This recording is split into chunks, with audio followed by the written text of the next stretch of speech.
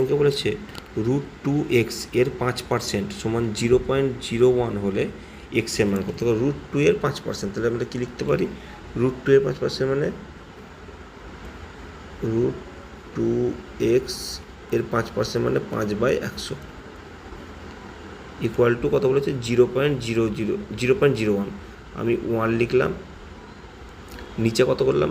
0.01, মানে যদি আমি এটাকে 1 লিখে তাহলে কী করতে হবে? এটাকে আমাকে 100 দিয়ে ভাগ করতে হবে, কারণ দশমিক পর দুটো সংখ্যা আছে, দশমিক পর একের পর দুটো শূন্য দিয়ে ভাগ করতে হবে, তবেই তো হবে।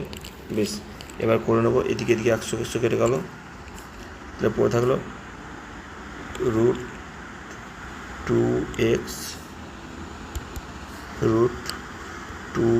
সমান কত হচ্ছে? 1/5 পড়ে থাকলো।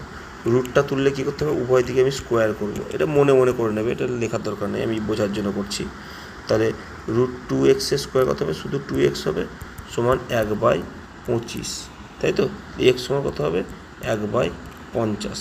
1/50, 50কে 1 দিয়ে ভাগ করলে কত হয়? 0.0000। এইটা হচ্ছে 100, 50 × 100, 0.02।